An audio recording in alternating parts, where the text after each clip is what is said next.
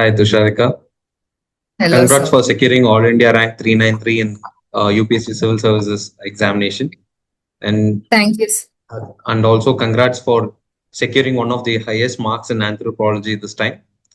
Uh, Thank you, sir. Also, I congratulate you for joining with Kingmakers Academy. So, how do you feel about this success? Uh, Sir, I feel very relieved, I would say. After 4 attempts, getting a rank feels like a relief for me. Okay, so can you tell about your journey, like how much time you took and all these things? Yes, sir. I have started preparing in 2021, to be exact. And then I gave prelims in 2021 with little preparation, but I could not qualify. From in 2022, I could qualify prelims. I gave mains also, but at the time, my optional was mathematics. So Okay. I could qualify mains that time because of low score in maths optional. After that, I have switched my optional to anthropology, and I've taken a break in 2023 because of this switch. So I gave Okay. again in 2024. That was my first mains with anthropology, and I could make it till the interview stage, but I was short of some marks, and not I did not get into the final list that year. And this was my fourth attempt, third mains and second interview, and I could get rank of 393, sir. Okay, so it's been a long journey, and also you have made shifts in optional too, which many don't take it. So Yes, sir. how do you feel about changing the optional and getting highest marks in anthropology? Like it was a shift, right? It was a you needed a both mindset as well as some other shifts like guidance too. So how do you feel about it? Sir, the maths optional that I took, I think I did not give it much thought before taking that optional, and I did not know the nitty-gritties of the subject also, how the marking pattern will be, how much time will it take for the syllabus completion and all. But once I gave mains, I understood all of these things about the marking pattern and all, and I thought of switching the optional. And then when I went through the syllabus of different optionals and saw the previous year question papers, I found anthropology quite interesting, and that's why I've taken this as optional. So in anthropology, though at the start it was difficult for me to transition from maths to anthropology, but eventually I could get the grasp of the subject, revise the subject multiple times. I think that's why I got more than above average marks this year in anthropology. Okay. So let's go with anthropology after some time. So let's switch on to prelims mode. Like, did you see this year prelims paper? Yes, I have seen it. I have written this year prelims also. Okay. So how do you feel about it? Is it? Can you It give was your share your opinion? Yes, it was very tough paper. It was unlike any other papers that I've given previously. I gave four prelims previously also. It was unlike any of them. Even the pattern was changed. The option patterns were also changed. They have made everything very complex, in my opinion. And the weightage of static subjects have gone down very much this time. So that also will have impact on cutoff marks, in my opinion, sir. Okay. Sure. It might have an edge also, and also that might reduce it too. So can you talk about your prelim strategy? Like, how do you manage both CSAT and GS, and what's your strength in GS subjects? Can you explain it, ma'am? Yes, sir. For prelims, I believe two most important things are previous year questions and conceptual understanding of static subjects also. So what I would do is that first I would like to first I generally try to cover all the core subjects like polity, economy, geography, history, environment also. Uh, Using the PYQs, I would identify the important themes that are getting repeated in these subjects, and I would work on them properly. from the standard resources. I would not deviate from the standard resources also. I would cover them in the standard resources itself.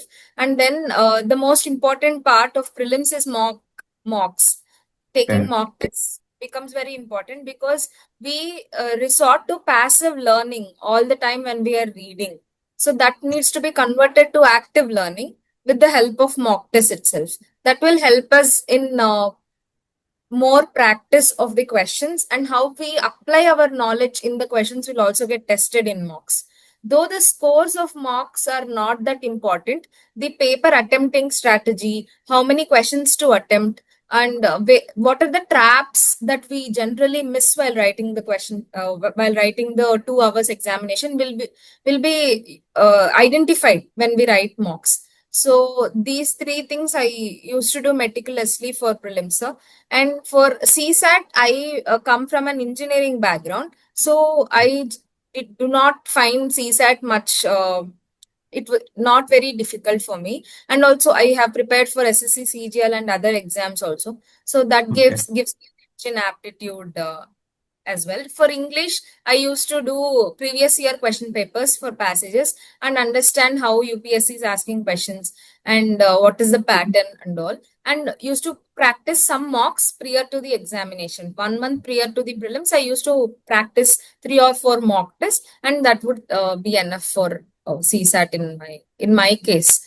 But for others, I think CSAT is also becoming very tough, especially this year's prelims when I gave. I have also seen that CSAT questions are getting tougher and tougher.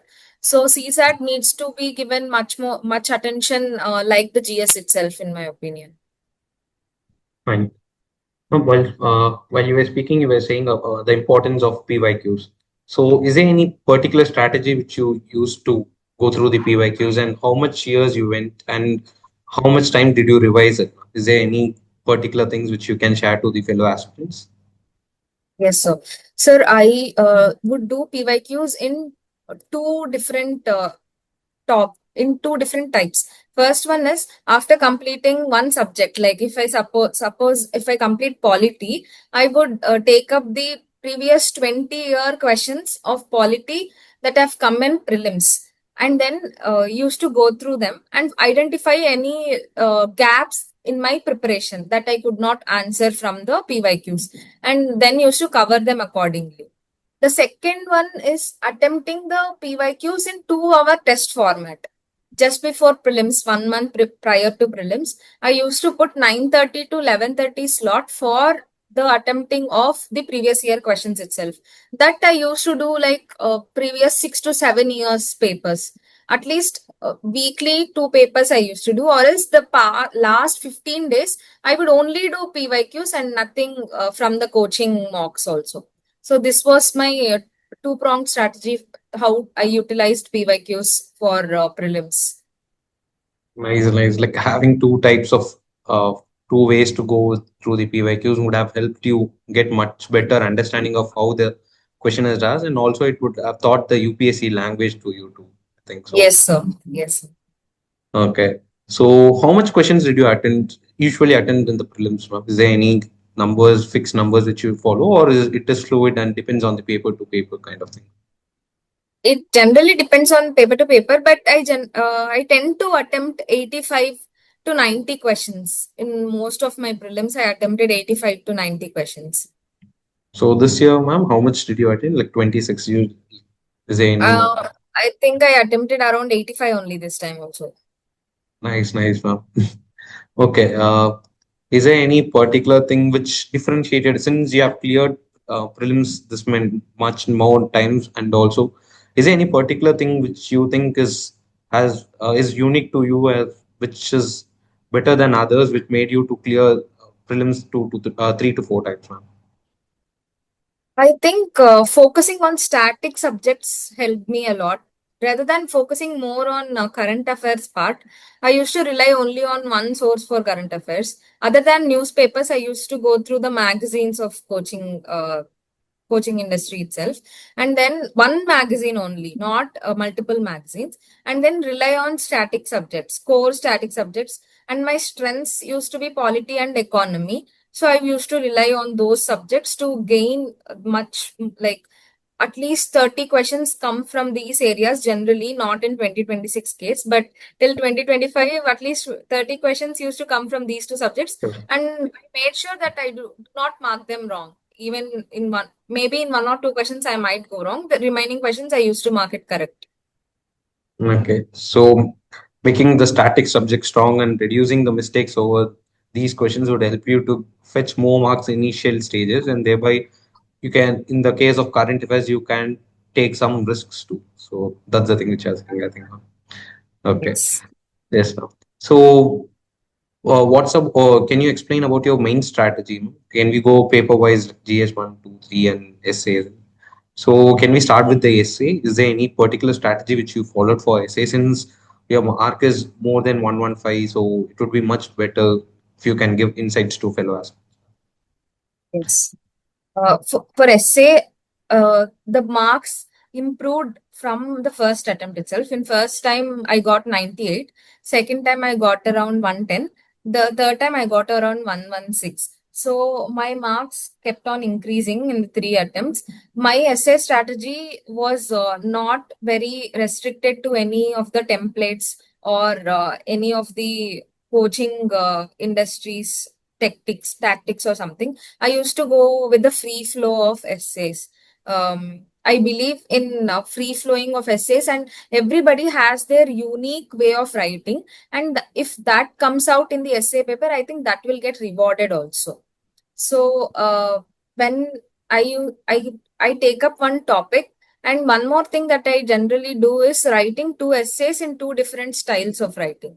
Like the first essay that I wrote was something about the happiness, path to happiness essay I chose in this year. So that essay I wrote in a philosophical way by asking questions. So what is meant by happiness? It means different things for different persons and different stages of life. We itself, the definition of happiness changes when we progress to every other stage of life also. So asking philosophical questions and answering them was one of the technique that I used in one essay, and the second essay was example rich. Uh, so I gave many of the examples, ideas essay this year, and I gave examples from multiple different type of subjects also. Like anthropology also I have used in my essays. So that is one thing that I would say, and one more thing that I generally do for essays leading multiple topper copies. So if Okay. I learn anything from them, is that one is their examples will be helpful in my essays. Also, I have incorporated some of the toppers examples also. And then the writing style, the flow, the connectors of each of the passage will know better by reading the toppers essays copies. I would not say that we have to copy them exact way, but we have to mend it in such a way that it will be unique to ourselves also. Sure, So sure. that is one essay strategy that I followed these in for these mains itself. Nice, nice one. Like so, which I, if I want to summarize it, it would be like going through the topper's copy and creating a unique strategy. Other thing is having also when you spoke about you split the two questions into two parts. Like one questions you were focusing on philosophical kind of thing, and said second one you were focusing on examples. So having a different write-up style for each and every essay would reduce the monotony for the Yeah. evaluator too, I think. So fine, but so can we go with the GS one, ma'am? Since it's Yes. also it is seen as a difficult paper by many toppers too, since the scoring is much lesser when compared to other papers. So is there any strategy which you have followed too? For GS1, I think my score was below average this time also. But generally, what GS1 demands is that I think they check the conceptual understanding of the candidate. And also, in history questions, some history questions might be out of the box. And some geography questions will also be out of the box every year. We should not panic by looking at those questions because they are difficult for everybody else also. So I think those will also be a deciding factor in the marks for GS1. Other than that, society part in GS1 is often neglected by candidates. So, but the type of questions that UPSC is asking from society itself is seeing a different arc. They are asking more of the application based or analytical type of society questions and not just normal society questions nowadays. So aspirants needs to concentrate on society part also for GS1. That will often be neglected by others. So that is Mhm. one thing I would say for GS1. So, what sources do you use, ma'am? Since, as you said, that geography has some terminologies which is seen only in the exam also scenario. So, how did you Yes. go with that kind of questions? Did you read up beforehand, or you were able to manage these things in the exam hall? So, is there anything which you followed? I think for those questions, many aspirants do not know answers for those questions. Even I did not know what that term meant.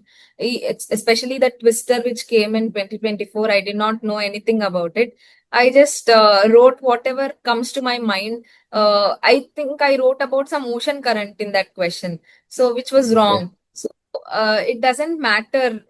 I think one question will not decide much. Maybe 5 marks might be the difference in that question. We can manage it in other papers by doing well.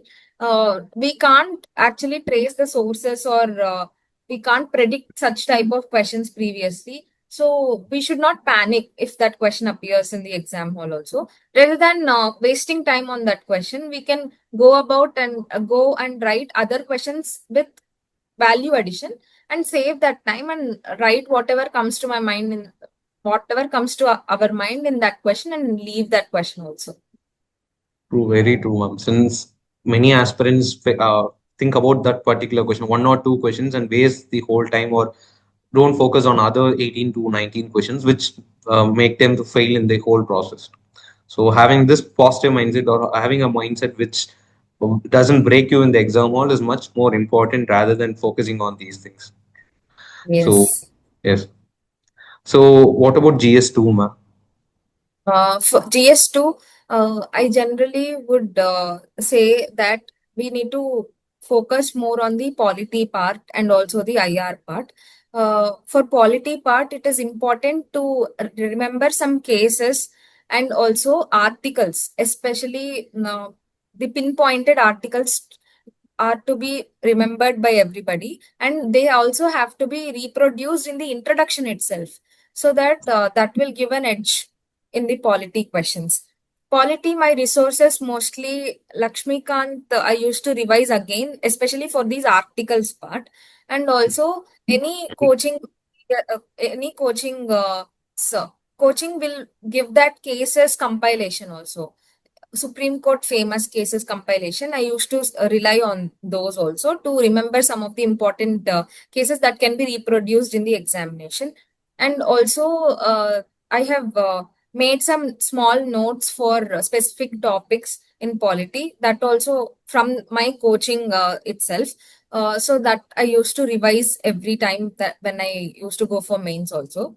And for IR, I relied on the compilation that comes just before the mains, because IR mostly will come from the current affairs part only. So I used to read that, and that helped me in all my attempts also. And for the governance part, I think the governance part we need to add more of the good examples that come from the world and also in the India also. Maybe like some district doing something different in the e-governance part, we can add that in our answers. So such type of things will give an edge in marks also, I think, in GS2. And also addressing the question becomes very important in GS2. So we often skip the demand of the question and write whatever we know. That should be avoided in GS2. Okay, ma'am. Ma'am, when you were speaking about the governance part, we're seeing that there are some unique examples for e-governance or something of this. So, what sources did you use to gather that information? Was it is it through the newspaper or some online current affairs kind of thing, or just from institute's notes? Is there any specific thing which you follow? I think newspapers will be helpful in this, and also Niti Aayog produces some documents here and there. So that document will also be helpful in getting the case studies. Mainly, I think some district survey was done, and there was a Niti Aayog document which gave so many districts and what they are doing right. So that also helped me in reproducing in the examination also. Okay. So while we are speaking about the sources and writing style, I just wanted to ask about the writing style of GS2 and GS1. So did you use pointers or para format, man? Is it I which? used pointers in both the papers. I did not rely on paragraphs. I used only pointers. Okay, fine, ma'am. So can we go with the GS3 part, ma'am? So Yes. fine. Um, for GS3, my score was better than last year, this year also. Um, so for GS3, what I would suggest is that people generally neglect the internal security, disaster management, and agriculture part that comes in the examination. We mostly tend to read only economy part, but the questions that are getting asked from economy part are just 4 or 5 questions every year. Two 10 marks and two 15 markers generally come from economy part. But focusing on internal security and other subjects will get more edge because they are more predictable. This year, internal security, most of the questions were predictable because there is a set pattern. Especially left wing extremism will get repeated every other year. So we can understand the pattern that year and can focus on value addition part of those topics which are highly probable in getting repeated in mains. So I used to attempt my paper starting with internal security only. I used to write two 10 markers in internal security, then write 15 markers in internal security, and then only progress to the first question in GS3. I think this also helped me in getting good marks because the often neglected last two questions I used to attempt first. So that's there is a quality of answers in these 4 questions are better than the other questions also. So this is one thing in GS3 that I followed, which has helped me last year and also this year also. And in economy part also, using some data and examples becomes very important.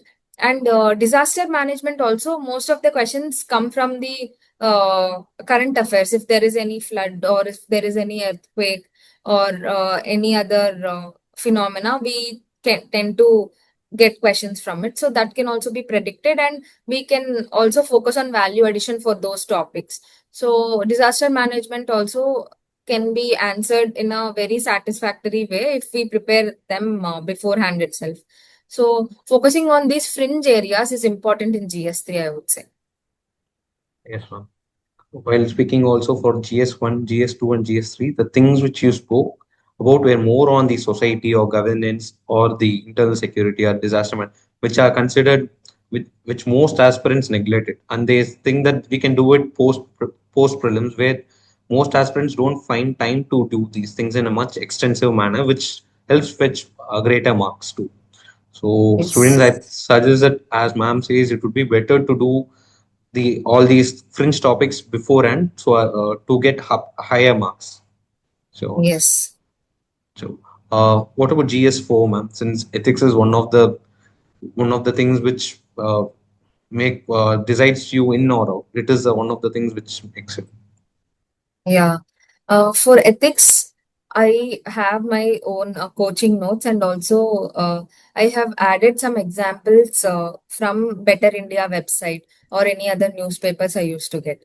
The ethics paper, if we see and analyze the last 2 to 3 years, it is also becoming very lengthy and analytical also. So writing practice in ethics is very important beforehand.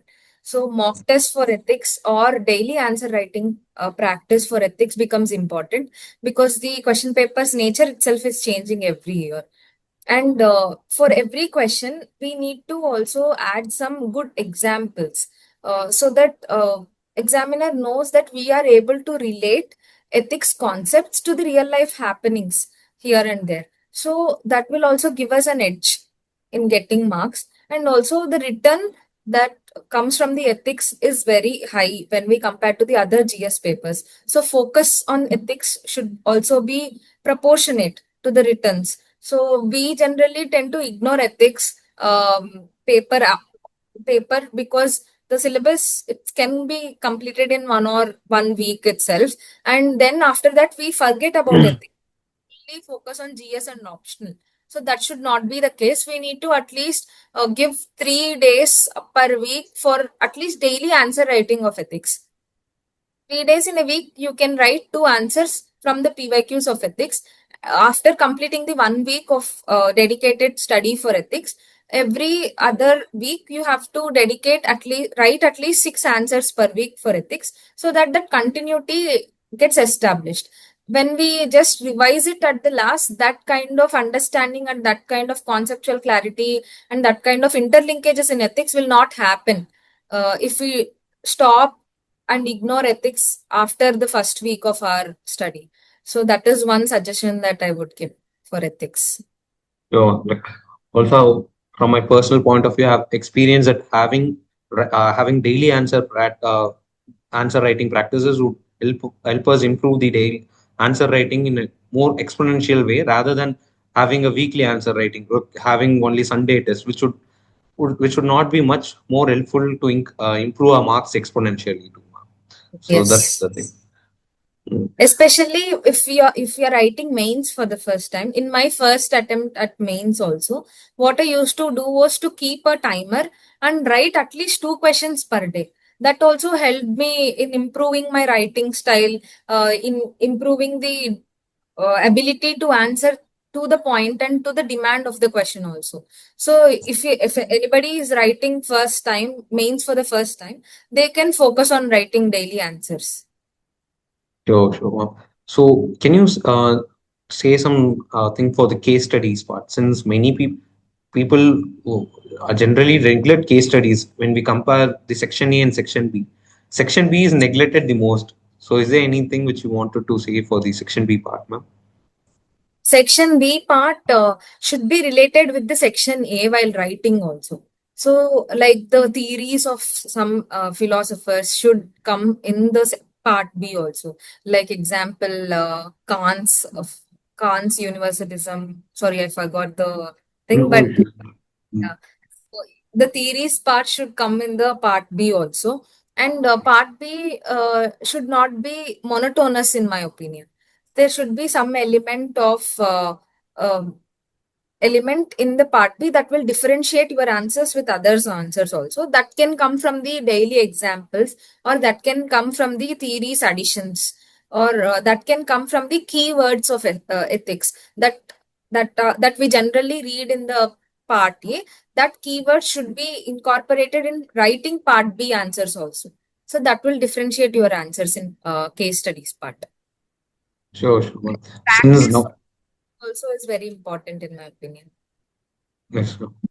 Since nowadays the questions asked in case studies, like they give some they ask similar kind of questions, which increases the monotony. Since aspirants not have much better points to differentiate the answers to. Did you find any difficulties while going through these kind of questions, ma'am? So how did you do these? How did you change the answer writing style for these kind of questions?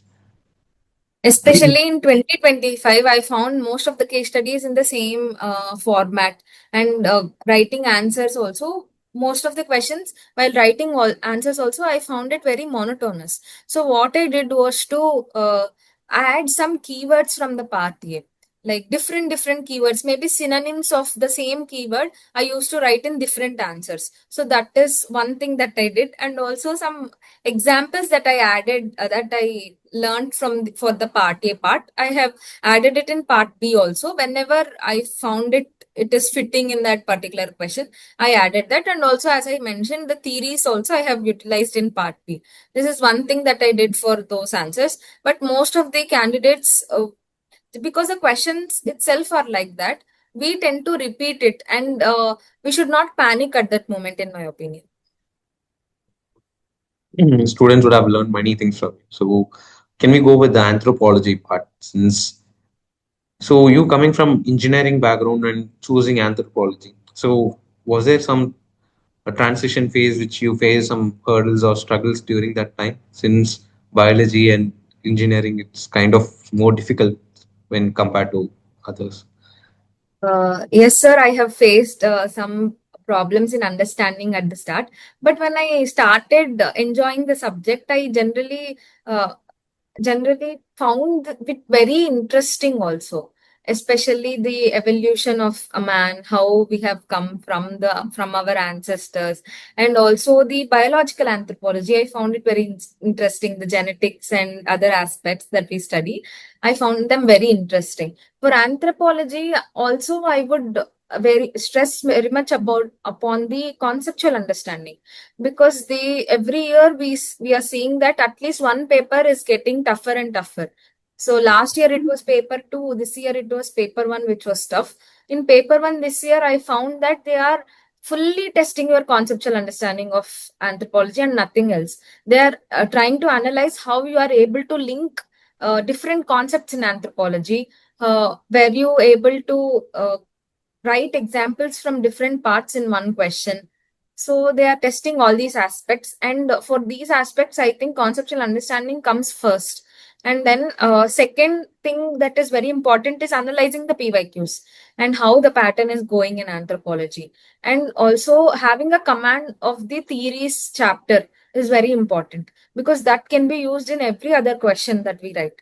And those theories should be on the fingertips of the candidates while they are writing mains also. So they can write here and there about the theories. That will give an extra mark in the examination also. So this is what I would say up for anthropology. But if somebody is a beginner, they have to first focus from the theory. They can start with the theories chapter and then progress to socio-cultural anthropology. And then the archaeological anthropology is very tricky in my opinion, because we have to remember a lot of names in archaeological anthropology. So that needs multiple revisions. Just before exam also, at least 4 revisions are non-negotiable for archaeology part. And also the fossils. What people can do is that every day they can take up one fossil and one archaeological time period.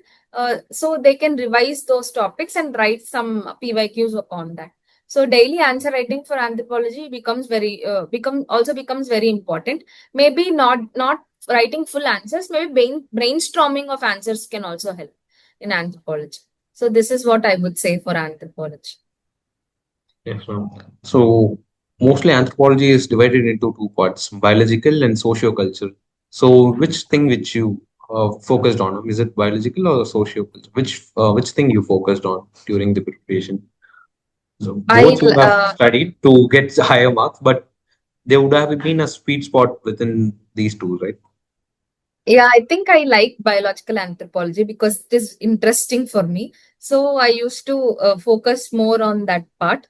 Sociocultural anthropology also I focused, but while choosing questions, I more tend to lean towards the biological anthropology part. So I chose questions from that more than the sociocultural anthropology. Nice, nice, ma'am. So can you say some specific strategies for paper one and paper two of anthropology, which may would have differentiated you from others? Like, did you follow some particular sources or other things which helped you score better?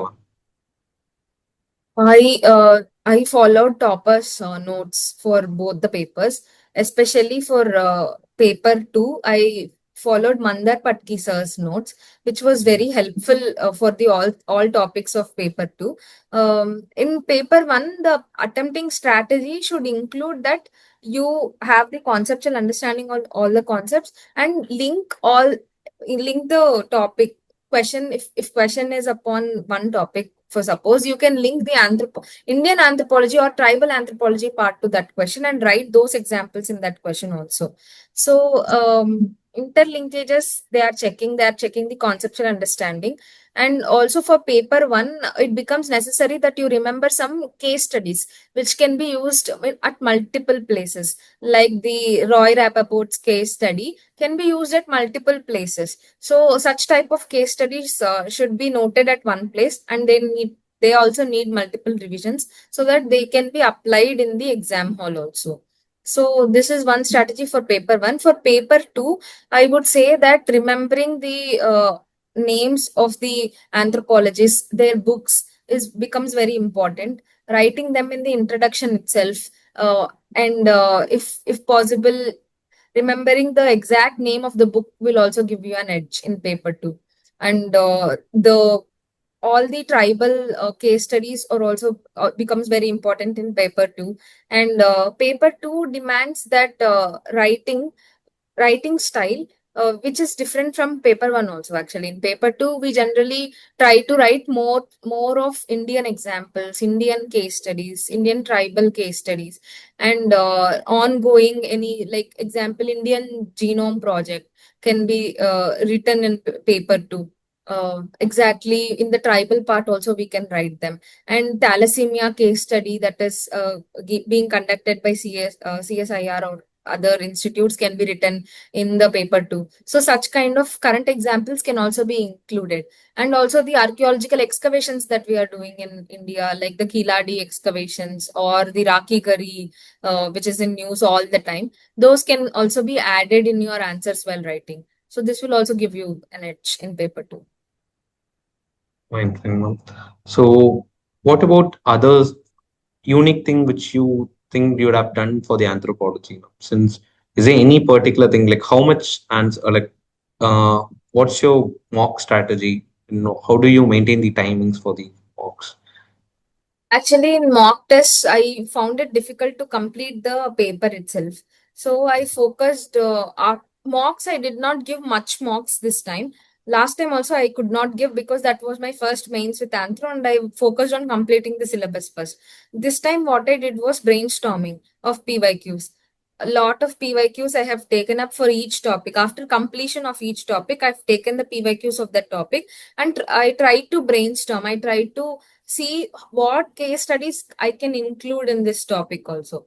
Because I had some idea of the other parts of syllabus also, I used to interlink that topic with other topics and note it down at some point so that I can reproduce in the exam also. So this was helpful this time. And also, when I compare it with the last year, this year I have used more number of examples of anthropologists and their case studies in examination. For example, this year there was a question how anthropology is different from the sciences or something. For that question, I have divided the question into subheadings like linguistic anthropology, sociocultural anthropology, biological anthropology, and archaeological anthropology. I've divided that question into four parts and addressed each part, how it is different from humanities and how it is linked to sciences also. So that came from conceptual understanding, and the four branches model can be reproduced in the exam hall. So such kind of things will come with the conceptual understanding and multiple revisions, in my opinion. Okay.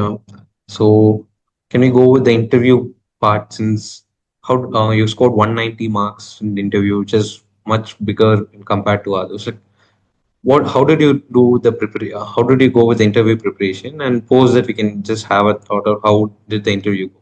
So first, let's go with the interview preparation stage.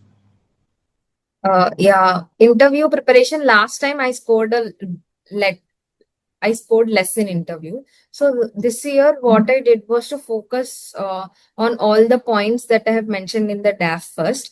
I made notes for each point that I have mentioned in the DAF, and took the help of ChatGPT and Gemini for most of the parts of the DAF and asked it to generate some questions that might come in the interview. I've practiced those questions also. So this time, I think more practice has helped me to get more marks than just the passive reading that we do. And also focus on current affairs was higher this time. I read two newspapers between the after the mains results were for my interview. I read two newspapers every day, and I had some friends who were also giving interviews. We used to discuss the current affairs part almost every day.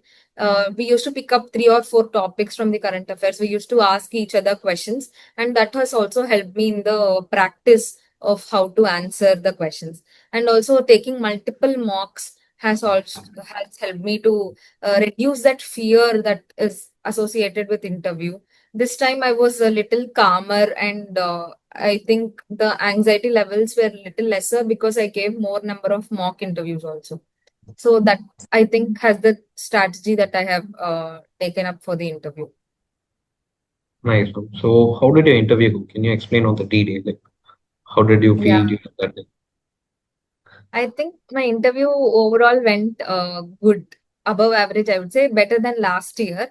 I felt it in the interview itself that the interview is going better than last year because the type of questions that I've got were also based on most of the questions that that I got were situation based questions.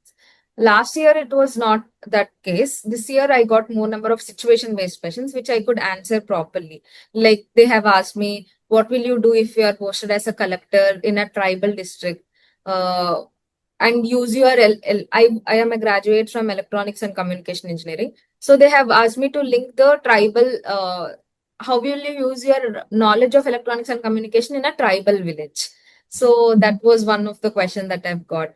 And some questions on my district, they have asked, if you're posted as collector in your district, what will you do? Such type of questions were more. And there was a scope of expressing also.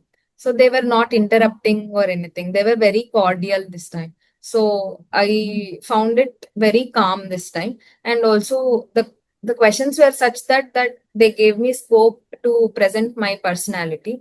So I think that made a difference in marks. Sure, sure. Like I think the case-based questions and also the time which they gave to express your thoughts would have helped you score much better. So Yes. as we wind up, can you give some thoughts from your side for both who are people who are preparing for 2027 prelims and also who are giving 2026 mains? Can you split and give it, no? Yes. Firstly, I would say about the 2026 mains, whoever is appearing, I think you have to start now. If you are scoring, I think there are many of the cutoff predictions in the market. You can rely on anyone. And if you are scoring more than 70, I would say you have to start for the mains as soon as possible because we have, from the last year, we have lesser time for mains and that becomes very difficult to manage both GS and optional in this time. So for mains, especially one point I would say is to focus on essay, ethics, and optional more than GS time. Optional, you have to be very thorough with all the parts of your respective optionals, analyze the PYQs part, and do the writing practice also. For ethics also, I would say to do the writing practice. For GS, please focus on current affairs also, especially for GS2 and GS3. And remaining static part, rely on one source. Try to value add from the toppers copies. Look at toppers copies every day, I would say, while eating or doing some other activity. Please have a look on toppers copies also because they will give us an understanding on how we have to present our answers in the examination. So 2026 mains candidates have to start in 1 or 2 days, I would say, and then have to maintain that consistency throughout these 2.5 months that they have. For 2027 aspirants, I would say this is the time that they have to focus on the core subjects that are there, like polity, economy, history. Start from the basic understanding, like using NCRTs, because this year I saw that many of the questions in history also came from the NCRTs.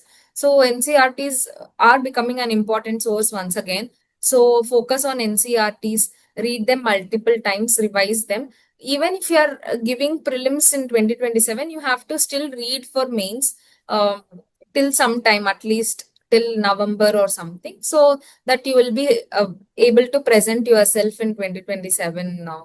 You'll be better confident when you're writing prelims also. So for till November, I think there should be an integrated prep for both prelims and mains, and then after that they can fully focus on prelims, in my opinion. So for prelims, mock tests should be attempted. Daily quizzes can be taken up so that they are able to apply the knowledge that they have gained in the day. Maybe from the current affairs, there are many coaching institutes which provide current affairs quizzes every day. So that can also be utilized by the aspirants. And also after basic understanding of the subjects, they can slowly start writing one answer per day, and they can increase 2 answers per day till November, and then they can switch to prelims mode. So for 2026 mains, it would be high time they start writing now. And for 27 to having mains preparation started within few months would be much better, since they would have a much upper hand when compared to others. So it's right Yes. time they start mains for both of them. Fine. So once again, congrats for the success, and may God bless you with all these things which would need you to reach much better heights in your service, ma'am. Thank, Thank you. Thank you. It was thank you, pleasure sir. having you. Thank you for giving me this opportunity of sharing the strategy. Oh, thank you, So, sir. thank you very much. Thank you.